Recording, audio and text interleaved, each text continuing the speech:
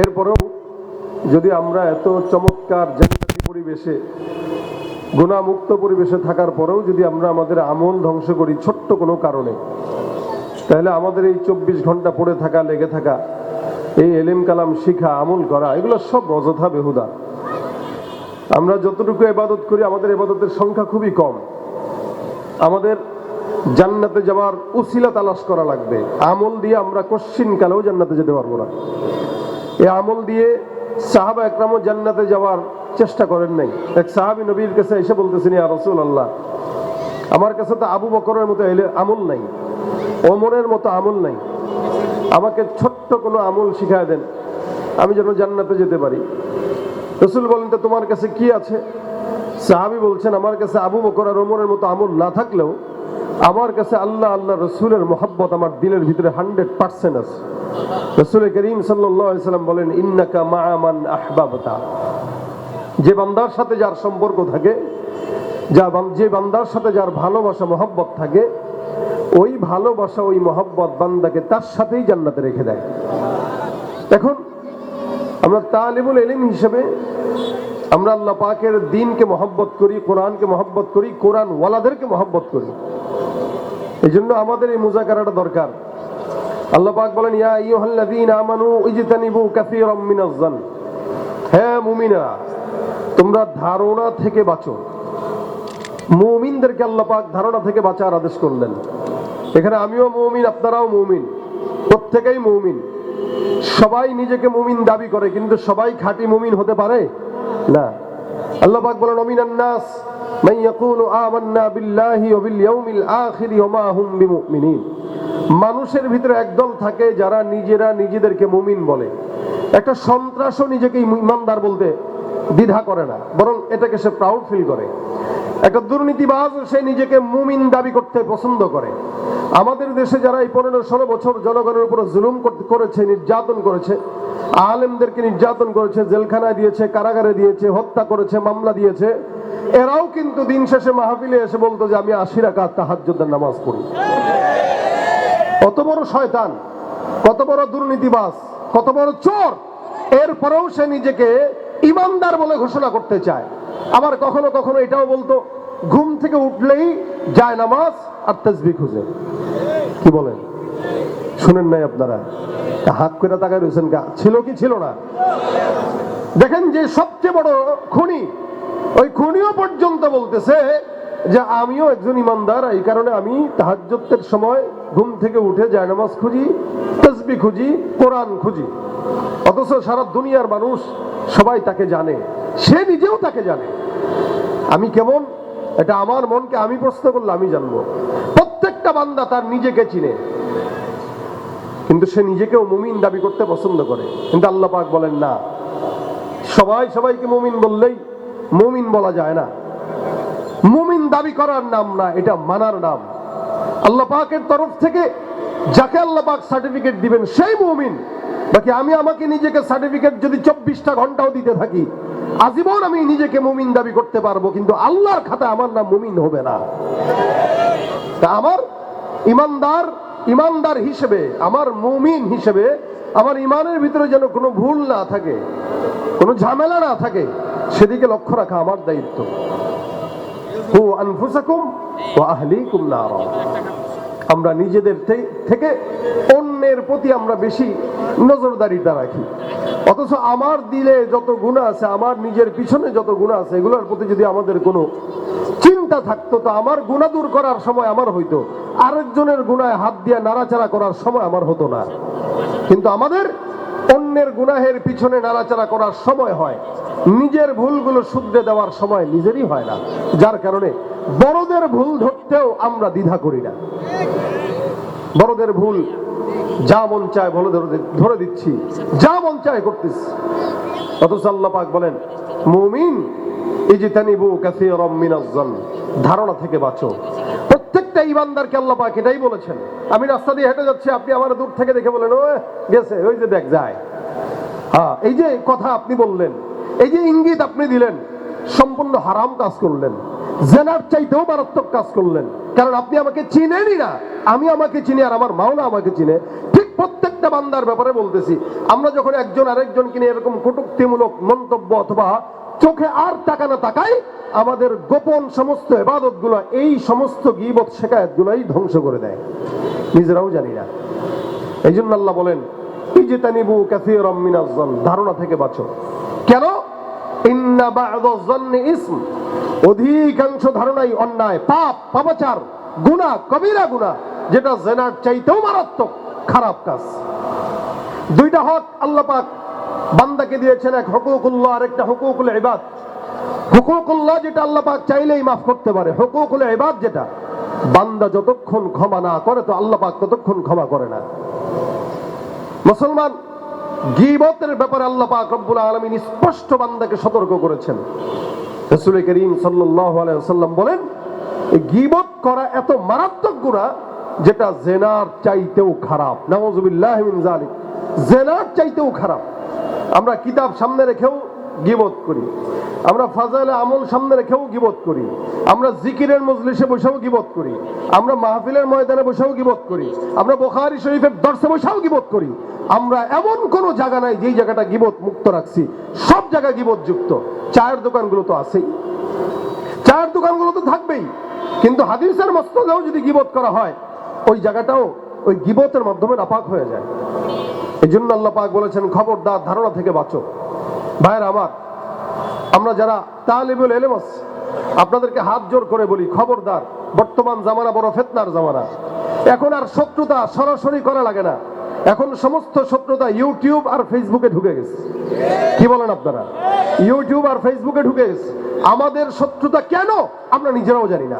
কাকে বকা দিচ্ছি, কাকে বন্ধু বানাচ্ছি, কাকে ভালোবাসছি আর কাকে দূরে ঠেলতেছি আমরা নিজেরাও জানি না। যাকে ভালোবাসতেছি সেও আল্লাহর গোলাম, যাকে শত্রুতা করতেছি সেও আল্লাহর গোলাম, যাকে মহব্বত করতেছি সেও আলেম, যাকে গালি দিচ্ছি সেও আলেম।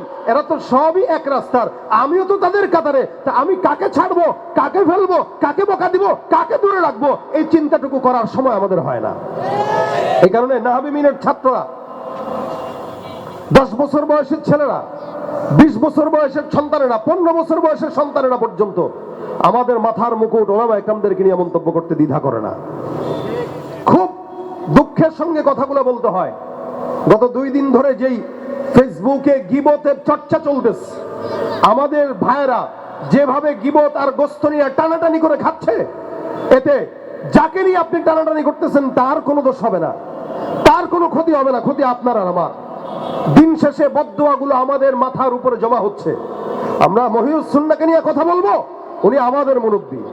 আমরা শেখুল হাদিসকে নিয়ে কথা বলবো, উনিও আমাদের মুরব্বী। যারা এক পক্ষ নিয়ে কথা বলে আরেক পক্ষকে গালি দিয়ে আসমানের থেকে জমিনে নামাতে চায়, এরা কোশ্চেন কালেও আমাদের বন্ধু ছিল না, এরা তৃতীয় পক্ষ মুনাফিক ছাড়া কিচ্ছু হতে পারে না। এদেশের ওলামা ইকরাম সবাই আমাদের মাথার মুকুট, সবাই আমাদের মাথার মুকুট। কেউ যদি আমাদেরকে আদরের সাথে দুটা কথা বলে আমরা সেটাকে বরকত যদি মনে নাই করতে পারি তা আমাদের দুর্বলতা। হ্যাঁ, বড়রা বড়দের সাথে কি করবে এটা বড়দের হিসাব, আমরা ছোট হিসেবে আমাদের উচিত হইল বাস সুকুত ইখতিয়ার করা, চুপ থাকি, শেষ। কারণ যে বিষয় নিয়ে কথা বলছেন এই বিষয়টা যদি যৌক্তিকতার সাথে কোরআন সুন্নাহ মোতাবেক ভুল হয় তাহলে আপনি গুনাহগার হবেন।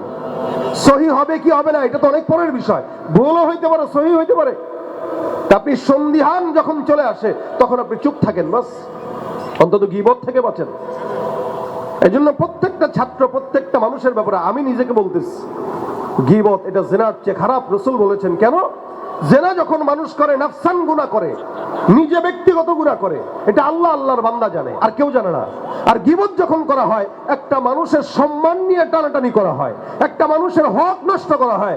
রাসূল করিম সাল্লাল্লাহু আলাইহি ওয়াসাল্লাম বলেন কিয়ামতের ময়দানে নিশ্চিত জান্নাতি ব্যক্তি শুধুমাত্র গীবতের গুনাহের কারণে পিছন থেকে যার গীবত করলো ওই ব্যক্তি এসে টান দিয়া ধরে বলবে, ভাই হক নষ্ট করছিলা, এখন আমাকে সওয়াব দাও। নিশ্চিত জান্নাতি ব্যক্তি তাকে সওয়াব দিতে যায়, সে জাহান্নামী হয়ে যাবে। আর যার গীবত করেছিল সে জাহান্নামী হওয়া সত্ত্বেও তার থেকে নেকি নিয়া আল্লাহ পাক তাকে জান্নাত দিয়ে দিবেন। গীবত করা সওয়াব না গুনাহ? বলেন না জোরে, সওয়াব না গুনাহ? আল্লাহ পাক বলেন ইন্না বা'দাজ যন্নি ইসমুহু ওয়া লা তাজাসসু ওয়া লা ইয়াগতাব বা'দুকুম বা'দা আইয়ুহিব্বু আহাদুকুম আন ইয়াকুলা লাহমা আখিহি মাইতান ফাকারিহতুমু। খবরদার, কেউ কারো গীবত করবা না, শিকায়াত করবা না।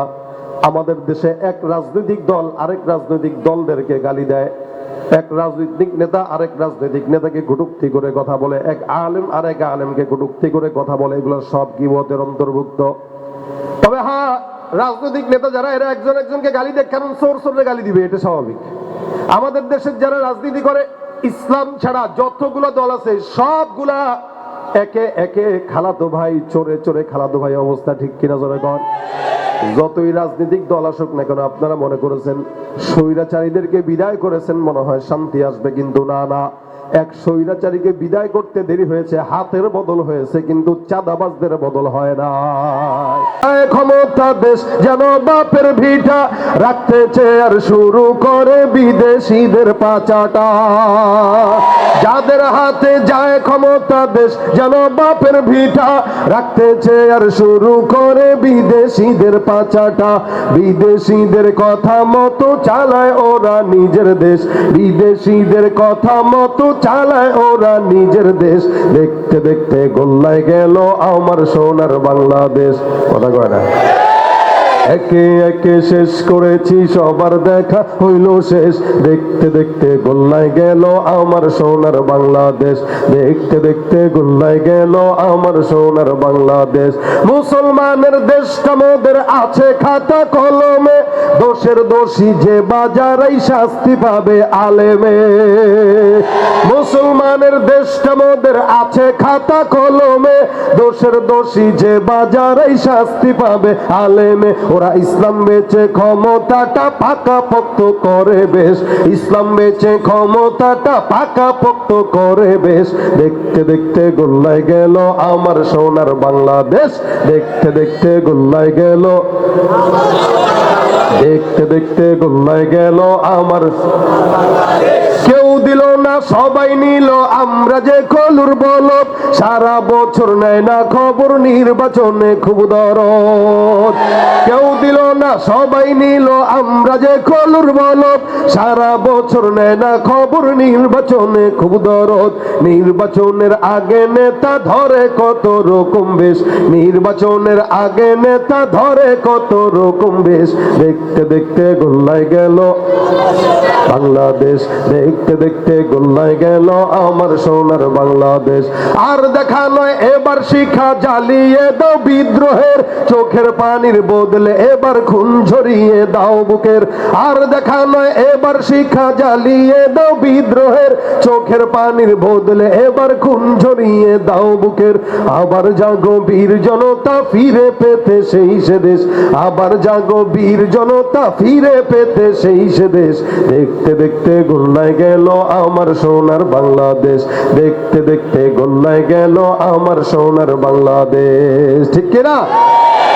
ওরা ওদের গীবত গাক, কারণ ওরা তো নিজেরাও চোর, যাদের টাকা এরাও চোর। কিন্তু আমরা যদি মুমিন হই, আমরা নিজেরা যেহেতু জানি গীবতটা একটা মারাত্মক গুনাহ। দেখেন ভাইরা আমার, এটা মুসলমানদের পছন্দের একটা গুনাহ হলো গীবত। কেন? মুসলমান নামাজও পড়ে, গীবতও করে, রোজাও রাখে, গীবতও করে, বাইতুল্লাহ তাওয়াফ করে, গীবতও করে, সাফা মারওয়া সাই করে, গীবত করে। বড় বড় ওলামা একরাম, বড় বড় হাজী সাহেব, বড় বড় মুহাদ্দিস, বড় বড় শাইখুল হাদিস, বাস গীবতের ভিতরে যুক্ত হয়ে যাচ্ছি আমরা। এটাকে আমরা গুনাহই মনে করতেছি না। এই গুনাহটা বান্দার সকল আমলকে একদম নিরিবিলি শেষ করে দেয়। এই জন্য সিদ্দিক আকবর আবু বকর রাদিয়াল্লাহু তাআলা আনহু জবানকে কেমনে হেফাজত করতেন, বর্ণনা আছে। আবু বকর সিদ্দিক কখনো জিহ্বাটাকে টান দিয়ে এই পর্যন্ত বের করতেন, অথবা কখনো পাথরকে মুখের ভিতরে ঢুকায় বসে থাকতেন, পাথরের টুকরা। একজন প্রশ্ন করলো, বুঝলাম না, আবু বকর সিদ্দিকের মতো একজন সাহাবী জবানের মধ্যে পাথরের টুকরা নিয়ে বসা, বারবার জিহ্বাটাকে টান দিয়া বের করে, ডানে নাই বামে নাই, কারণটা কি? জিহ্বাটাকে কেন কষ্ট দেন আবু বকর সিদ্দিক? সিদ্দিক আকবর আবু বকর রাদিয়াল্লাহু তাআলা আনহু ডাক দিয়া বলেন, সাহাবা আজমাইনের দল, বন্ধুগণ, আমি আমার জিহ্বাটাকে মাঝে মাঝে শাসন করি, আমি আমার জিহ্বাটাকে মাঝে মাঝে বকা দেই, মাঝে মাঝে একটু মার দেই। কেমনে মার দেন বলে, জিহ্বাটাকে টান দিয়া ডানে নেই, বামে নেই, সামনে নেই। আবার কখনো কখনো পাথরের বিশাল টুকরাটাকে মুখের ভিতরে ভরে রাখি। কেন জানো? এই জমিনের মধ্যে যত বান্দাকে আমি লাঞ্ছিত হতে দেখেছি, প্রত্যেকটা বান্দা তার জবানের কারণে লাঞ্ছিত হয়েছে। এই কারণে জিহ্বাটাকে কন্ট্রোল করা প্রত্যেকটা ইমানদারের দায়িত্ব। আমার পয়গম্বর মুহাম্মদুর রাসূলুল্লাহ সাল্লাল্লাহু আলাইহি ওয়াসাল্লামের সামনে এক সাহাবী এসে ডাক দিয়ে বলেন, ইয়া রাসূলুল্লাহ, আপনি আমাকে নাজাতের উসিলা বাতলা দেন, এমন কোন আমল শিখায় দেন যে আমলের কারণে আল্লাহ পাক আমাকে নাজাত দিবেন। নবী ডাক দিয়া বলেন, আমসিক আলাইকা লিসানাক, আমলিক আলাইকা লিসানাক, তুমি তোমার জবানের হেফাজত করো, তুমি তোমার জবানের কন্ট্রোল করো। আল্লাহর রাসূল অন্য হাদিসে ডাক দিয়া বলেন, হে সাহাবা ইজমাইনের দল, যেই ব্যক্তিটা আমাকে দুইটা জিনিসের গ্যারান্টি দেয়, আমি পয়গম্বর তাকে জান্নাতের গ্যারান্টি দিলাম। নবী ডাক দিয়া বলেন, দুইটা জিনিসের গ্যারান্টি দিবে।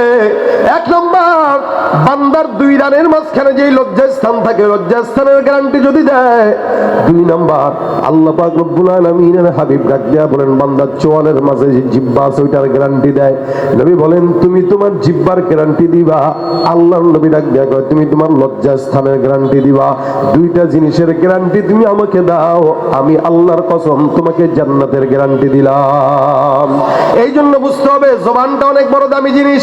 এখান থেকে কোনো কথা যদি বের হয়, এই কথা হয়তো দামি বের হয়, নয়তো কম দামি বের হয়, তবে জবানের কথা যেটা বের হয় এটা অনেক স্বর্ণের চাইতেও বেশি দামি। এই জিনিসটাকে বেশি বলতে নাই, বেশি খরচ করতে নাই। এই কারণে হাদিস শরীফ পয়গম্বর অন্য হাদিসে বর্ণনা করেন, মান সামাতা নাজা, মান সাকাতা নাজা, যেই বান্দা যত বেশি চুপ থাকবে আল্লাহ পাক ওই বান্দাকে দুনিয়ায় তত বেশি নাজাত দান করবেন। সুবহানাল্লাহ।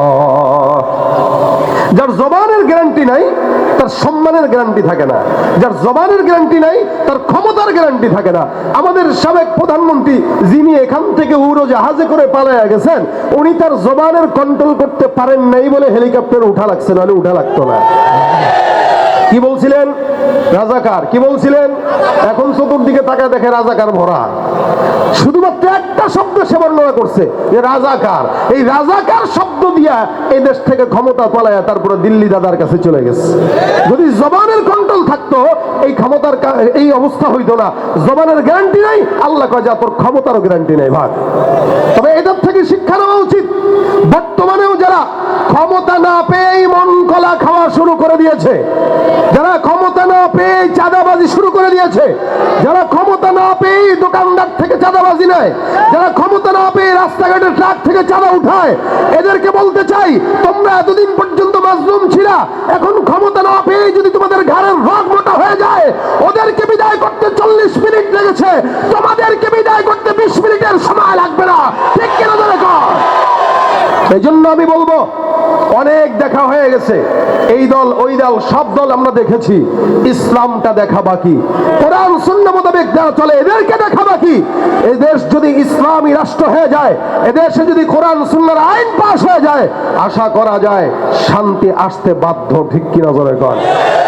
নয়তো ক্ষমতার পালা বদল হবে, চোরেরা বিদায় হবে না, ঘাপটি দিয়ে বসেই থাকবে। যারা আসে যারা যায় এরা একই পাখির দুই ডানা। ঠিক কিনা জোরে কর। একই পাখির দুই ডানা। এই কারণে ভাইরা আমার খুব বুঝবেন, আল্লাহ পাক রব্বুল আলামিন বান্দাকে মর্যাদাবান বানাইছেন, জবানের হেফাজত করতে বলছেন। জবানের হেফাজত না থাকলে ক্ষমতাও টিকে না, জবানের হেফাজত না থাকলে সম্মানও টিকে না। এই কারণে রাসূল বলেন, আমসিক আলাইকা লিসানাক, তুমি তোমার জবান কন্ট্রোল করো, এটার মালিকানা তুমি নাও। আমলিক আলাই, এটার মালিকানা তুমি নিয়ে নাও। এটা যেন তোমার কন্ট্রোলে থাকে, এটা যেন চুপচাপ থাকে, উল্টাপাল্টা কথা যেন না বলে। যে যত বেশি উল্টাপাল্টা কথা বলে ও তত বেশি বিপদে পড়ে। দেখবেন জ্ঞানী মানুষ কথা বলে কম, বোকা মানুষ বকবক করে বেশি। ঠিক কিনা জোরে কর। খালি কলস ওটা বাজবে বেশি। এই জন্য রাসূল সাল্লাল্লাহু আলাইহি ওয়াসাল্লাম বলেন, বান্দা গীবত, শিকায়েত, পরনিন্দা। সাহাবা একরাম বলতেছেন, ইয়া রাসূলুল্লাহ গীবতটা কি? নবী বলেন, আতাদরুনা মাল গীবা? সাহাবা একরাম বলেন, হুজুর না, আল্লাহ রাসূল ভালো জানে। নবী বলেন, যিকরুকা আখাকা বিমা ইয়াকরাহু, তোমার কোনো মুমিন ভাইয়ের বিরুদ্ধে এমন কিছু বলা যেটা সে শুনলে কষ্ট পায়, যেটা সে শুনলে আঘাত পায়। আল্লাহ রাসূল সাল্লাল্লাহু আলাইহি ওয়াসাল্লাম বলেন তার অগোচরে কিছু বলাটাই গীবত, তার সামনে বলাটা তো ভিন্ন হিসাব।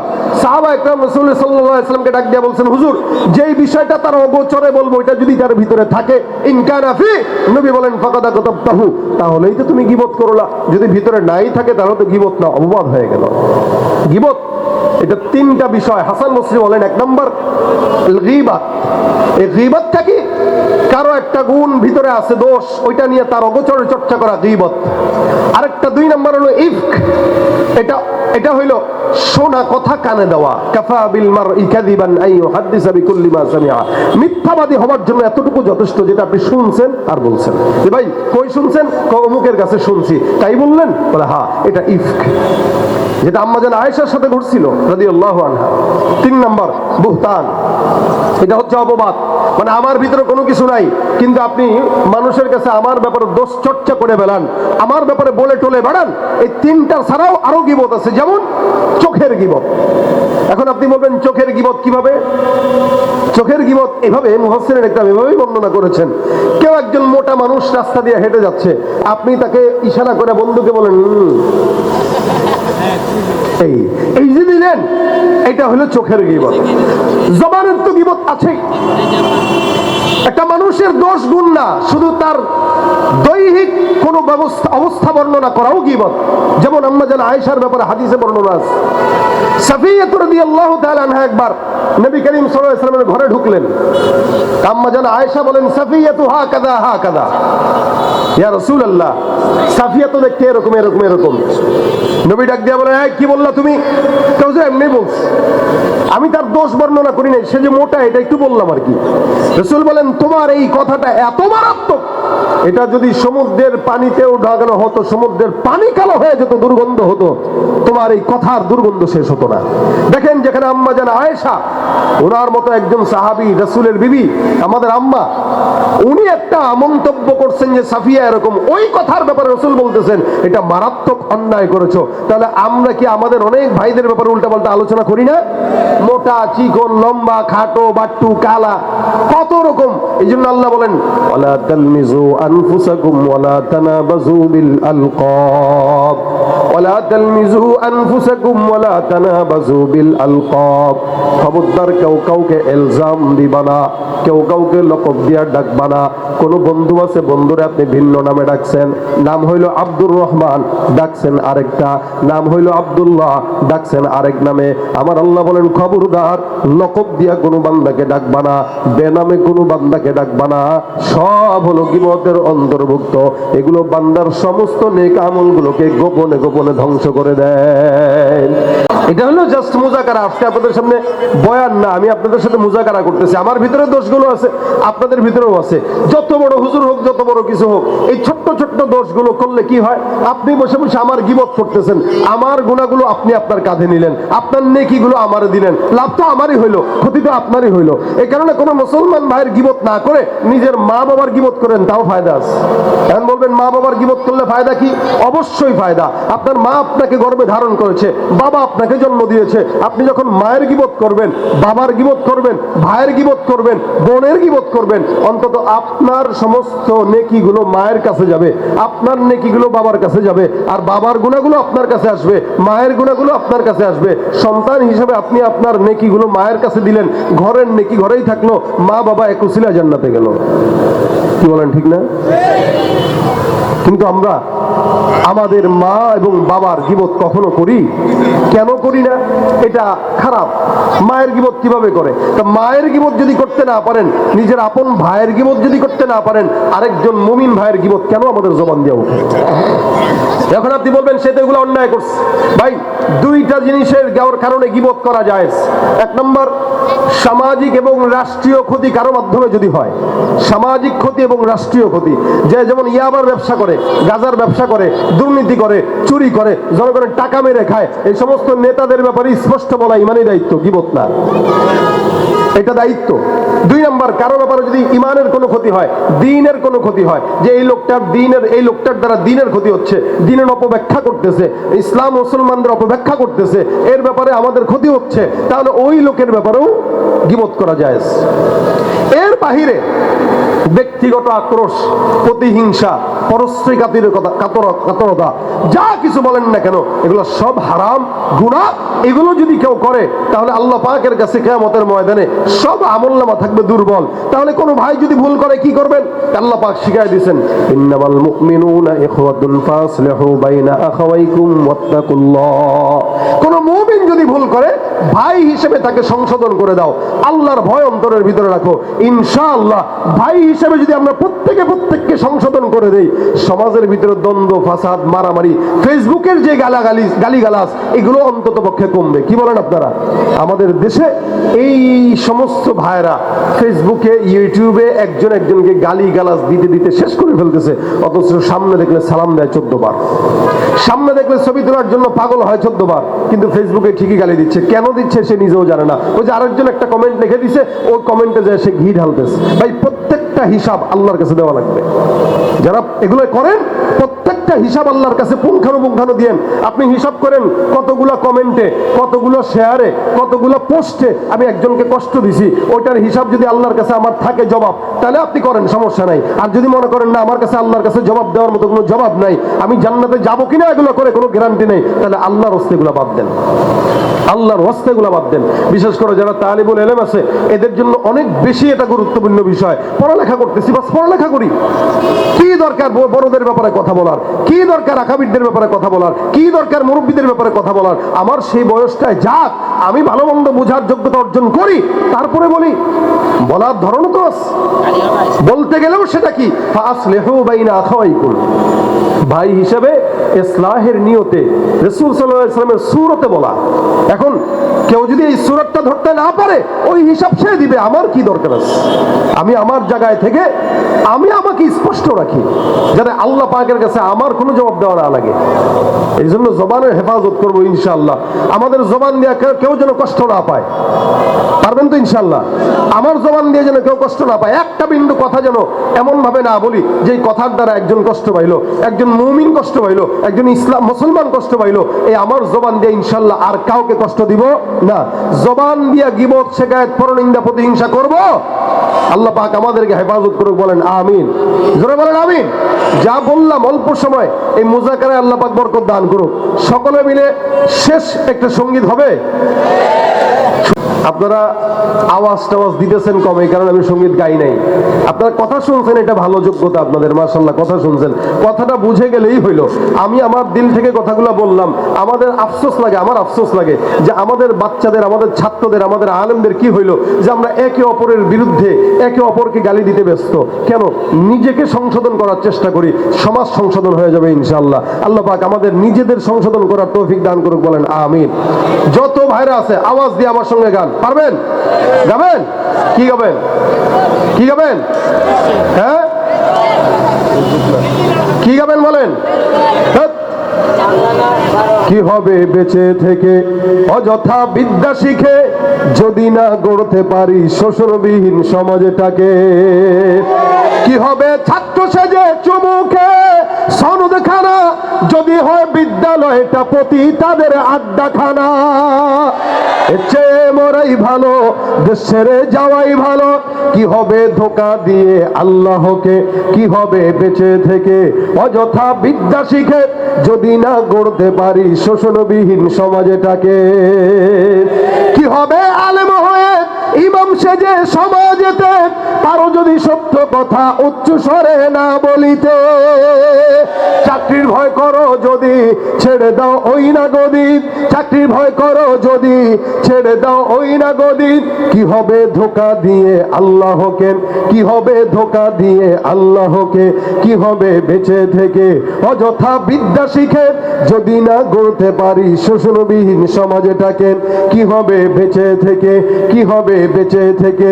কি হবে শেষ নবীজির উম্মত বলে দাবি করে, যদি ওই নবীর চেয়ার কাদিয়ানীরা দখল করে? নবীজির জন্য যদি রক্তের বহে নদী, নবীজির জন্য যদি রক্তের বহে নদী, তবুও হটবো না এই দাবি থেকে, তবুও হটবো না এই দাবি থেকে।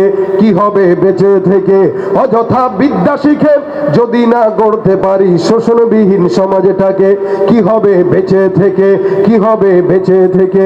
কি হবে বেঁচে থেকে? আল্লাহ পাক আজকের মজমাকে শেষ পর্যন্ত কবুল করুক, বলেন আমিন। যা বলবো শুনবো সবকিছুতে আল্লাহ পাক বরকত দান করুক। ওমা তৌফিক ইল্লা বিল্লাহ। সুবহানাকাল্লাহুম্মা বিহামদিকা আশহাদু আল্লা ইলাহা ইল্লা আনতা আস্তাগফিরুকা।